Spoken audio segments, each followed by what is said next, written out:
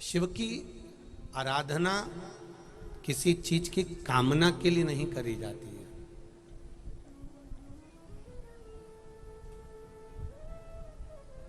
अगर मन में कोई कामना हो शंकर जी की आराधना करो, वो बात दूसरी है, पर जरूरी नहीं कि आप कामना कर कर शिव की आराधना करें। निष्कपट भाव से, बिना कुछ मांगे भी, बिना कुछ मांगे अगर हम शंकर भगवान की आराधना करते हैं तो उसका फल जरूर मिलता है। एक बात बहुत अच्छे से याद रखना, जिनके घुटने में तकलीफ होती है, जिनकी कमर में तकलीफ होती है, वो बैठने से पहले या तो दीवार ढूंढ लेते हैं, ईंटा ढूंढ लेते हैं, या कुर्सी ढूंढ लेते हैं। बोलो सही है कि गलत है? जम के बोलो जरा, सही है? कहीं ना कहीं उनको टिकना है, कहीं ना कहीं बैठना है। अब इतनी भीड़ है, जिनके घुटने में तकलीफ है वो बैठने के लिए ईंट ढूंढ लेते हैं, जिनके कमर में तकलीफ है बैठने के लिए कुर्सी ढूंढ लेते हैं। शिव महापुराण की कथा कहती है, कमर में दर्द हुआ, घुटने में दर्द हुआ तो कुर्सी और ईंट ढूंढी जाती है। जिसके हृदय में दर्द होता है तो महादेव का दरवाजा ढूंढा जाता है। वो महादेव का दरवाजा ढूंढता है। दिल दुखे, हृदय में अगर कोई ठेस पहुंचे, हृदय में अगर दुख है, हृदय में अगर तकलीफ है, हृदय में अगर कष्ट है, हृदय में अगर तकलीफ है, तो वो शिव का द्वार ढूंढता है, भगवान शंकर की चौखट ढूंढता है। शंभु शरणे पड़ी मांगू घड़ी रे घड़ी, दुख काटो दया करी में दर्शन। घुटने में दर्द हो, कमर में दर्द हो तो कुर्सी, ईंट, दीवाल बैठने के लिए ढूंढी जाती है।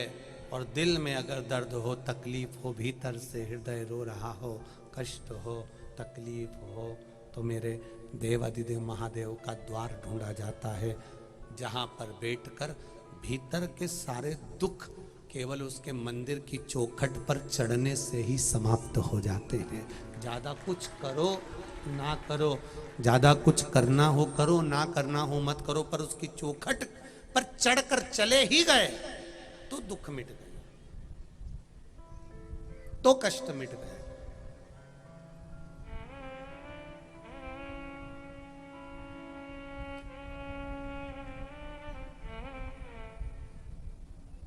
सतुरपा जी कह रही हैं कि मांगने के लिए नहीं मैं भजन कर रही हूं शिव जी का। शिव महापुराण की कथा में बैठकर आप कुछ नहीं भी मांगोगे ना, केवल घर से चले और एक कामना कर कर चल देना, एक कामना कर कर कि बाबा तेरी कथा सुनने जा रही हूं। तपती हुई बैसाख की धूप में, गर्मी में, चिलचिलाती हुई गर्मी में, गर्मी भी बहुत पड़ने वाली, बैठूंगी कथा सुनूंगी, पर बाबा तेरे ऊपर भरोसा कर कर जा रहे, एक कामना भी कर कर निकले हो घर से। 7 दिन की कथा सुनी है, 3 महीने का इंतजार करना, ये झोली बाबा खाली नहीं रखेगा, भर कर भेज देगा, ये उसकी निश्चितता।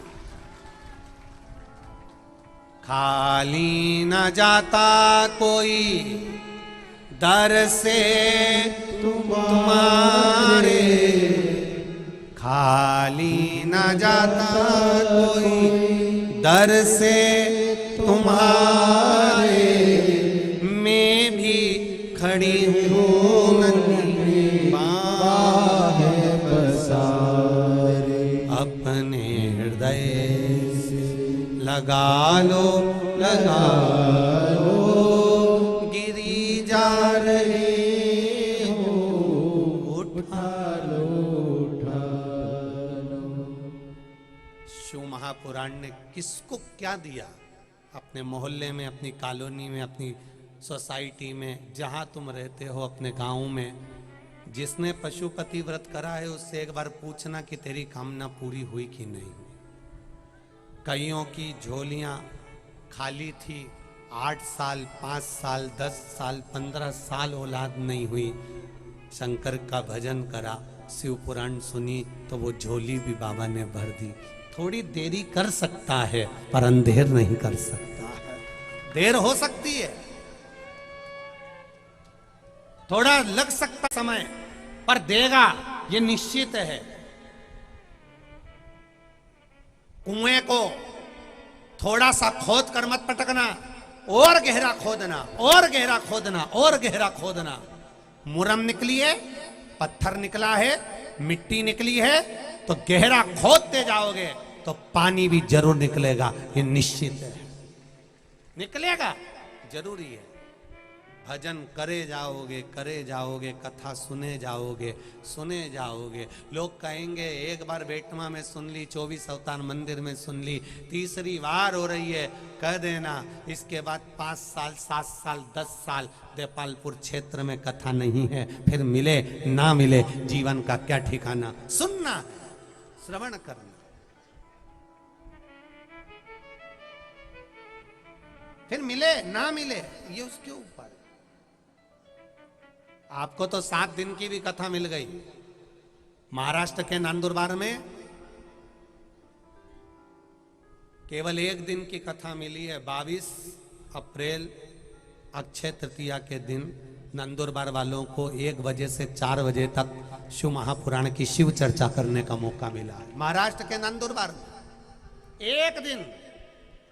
हमने कहा उनको कि तुम 1 दिन में क्या ग्रहण करोगे? नहीं नहीं, हमारा महाराष्ट्र 1 दिन की भी अगर कथा नंदुरबार में मिल रही है तो हम उसको लेने के लिए तैयार बैठे। और 1 दिन की कथा नंदुरबार महाराष्ट्र में 1 बजे से 4 बजे तक ली उन्होंने। केवल भगवान, और उस कथा का नाम रखा शिव चर्चा। केवल शंकर की चर्चा करो, शिव तत्व को जानो। क्या मिलेगा, क्या प्राप्त होगा, ये तो बाबा जान सकते।